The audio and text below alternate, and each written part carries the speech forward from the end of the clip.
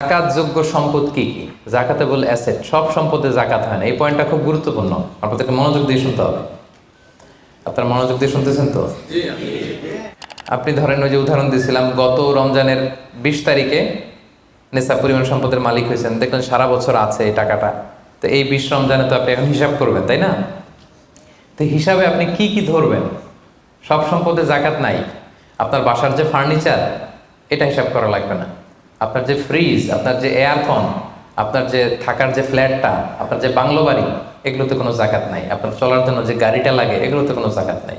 আপনার নিজের জন্য যে ল্যাপটপ, মোবাইল, যত কিছু আছে, গ্যাজেট বলেন, এগুলোতে কোনো জাকাত নাই। তাহলে কিসে জাকাত আছে? জাকাতেবল অ্যাসেট কি, জাকাতযোগ্য সম্পদ কি, সেটা আমরা শুনি। 1 নম্বর হচ্ছে সোনা রূপা, gold and silver in its any form, যে কোনো ফর্মে, যে কোনো ফর্মে। এটা জুয়েলারি হোক, অর্নামেন্টস হোক, এটা বার হোক, বিস্কিট হোক। অনেকে গোল্ডের বার কিনে না, দেখবেন 999-এর ফাইনেস্ট গোল্ড, একেবারে খাপটাত নাই, 24 ক্যারেটের গোল্ড, 999 লেখা থাকবে ওটার উপরে চকচকে, আপনার গোল্ডের বার, গোল্ডের বিস্কিট।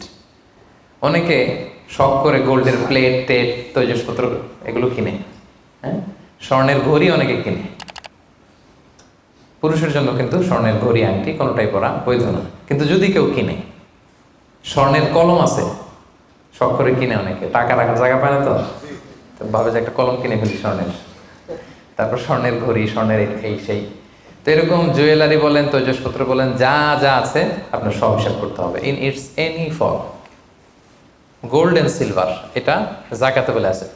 বোনেরা অনেক সময় প্রশ্ন করে যে যেই গহনা আমি পরি, এটারও কি জাকাত দিতে হবে? ইখতিলাফপূর্ণ মাসালা, বিশুদ্ধ মত হচ্ছে দিতে হবে। 3 মাযহাব বলছে দেয়া লাগবে না, ইমাম আবু হানিফা বলছে দেয়া লাগবে, এবং আবু হানিফা রাহিমাহুল্লাহর কথাটাই ভ্যালিড, বেশি যুক্ত। সুনানে আবু দাউদের হাদিস, আম্মা জান আয়েশা রাদিয়াল্লাহু তাআলা আনহা স্বর্ণের বা রূপার একটা আংটি পরে আছেন। রাসূল সাল্লাল্লাহু আলাইহি ওয়াসাল্লাম বলেন, জাকাত দিছো?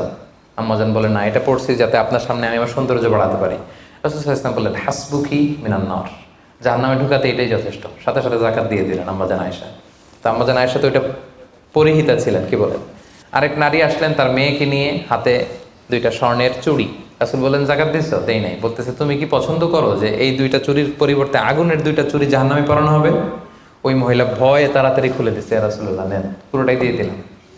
তো এই হাতের বালাও কিন্তু ওই মেয়ে হাতে পড়া ছিল, তাই না? এতে করে বোঝা যায় যেই জুয়েলারি আমার বোনেরা আপনারা ইউজ করেন, সেটারও জাকাত দিতে হবে, সেটারও জাকাত দিতে হবে।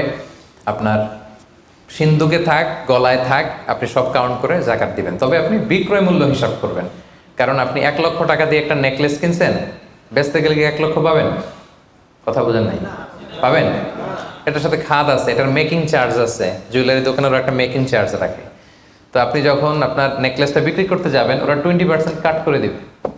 1 লক্ষ টাকার নেকলেস আপনি দোকানে বেচতে গেলে কত টাকা পাবেন? 80,000 হিসাব করবেন, বিক্রয় মূল্য ধর্তব্য। তো তাহলে সম্মানিত ভাই এবং বোনেরা, জাকাতেবল অ্যাসেট 1 নম্বর গোল্ড অ্যান্ড সিলভার। 2 নম্বর হচ্ছে ক্যাশ। ধরেন আজকে আমি আমার জাকাত হিসাব করতে বসছি, তো আমি দেখতেছি যে আমার স্বর্ণ টর্ণ কি আছে না আছে, আমি হিসাব করতেছি। স্বর্ণের পালা গেল, এবার আমি হিসাব করবো আমার ক্যাশ কোথায় আছে, পকেটে কত, ওয়ালেটে কত, ড্রয়ারে কত, ব্যাংকে কত, কারেন্ট অ্যাকাউন্টে কত, ফিক্সড অ্যাকাউন্টে কত, সেভিংস অ্যাকাউন্টে কত। যত জায়গায় আপনার যত ক্যাশ ফর্মে টাকা আছে, এটা আপনি হিসেব করবেন। এগুলো জাকাতেবল অ্যাসেট। আরও কিছু সম্পদ আছে, এগুলো ক্যাশ না, তবে ইজিলি লিকুইডেট করা যায়, চাইলে টাকা বের করে আনা যায়। যেমন প্রাইস বন্ড অনেক কিনে রাখে না, আমাদের ডাক বিভাগের সঞ্চয়পত্র আছে না, এগুলো ফিক্সড ডিপোজিট, অনেকে ইন্স্যুরেন্স করে, লাইফ ইন্স্যুরেন্স। এগুলো চাইলে আপনি টাকা বানাতে পারেন। তো এটা অনেকে বলে, হুজুর এটা তো ম্যাচিউরড হয় না, কীভাবে করবো? এটা ব্যাংকে আপনি নক দিলে ওরা স্টেটমেন্ট দিবে যে আজকে এই ডিপোজিটটা ভাঙালে কত পাবেন, একটা স্থিতি দেখাবে। এটা আজকের স্টেটমেন্ট, ওই স্টেটমেন্ট আপনি বের করে নিয়ে আসবেন যে আজকে 20 রমজানে যদি আমি এটা ভাঙ্গাই তো আমি পাবো এত, তাহলে এটার মালিক আপনি, এটা আপনি যোগ দিবেন। তাহলে বুঝতে পারছেন এটা? এগুলো জাকাতেবল অ্যাসেট। আচ্ছা, গেল। এরপরে ব্যবসার সম্পদ, উরুদ উত্তেজারা, যত ব্যবসার সম্পদ আছে এটা কিন্তু আপনি জাকাতে হিসাব করবেন। উদাহরণ দিই, একজন বিস্কিট ফ্যাক্টরির মালিক, উনি বিস্কিট বিক্রি করে। তো আজকে আমি যে জাকাতের হিসাব করতে বসছি, আমি আমার কোম্পানিতে ফোন দিয়ে আজকে কত carton biscuit ready to sell, কত কার্টুন, ধরেন 50,000 পিস, তো এটার দাম কত, বিক্রয় মূল্য আমি যোগ দেব। তারপরে বিস্কিট বানাতে যে র মেটেরিয়াল, হ্যাঁ, গম লাগে, সুগার লাগে, ইত্যাদি ইত্যাদি যা লাগে, এগুলোর যে প্রাইস, এটা আমি, জি, এটাও আমি যোগ দেব।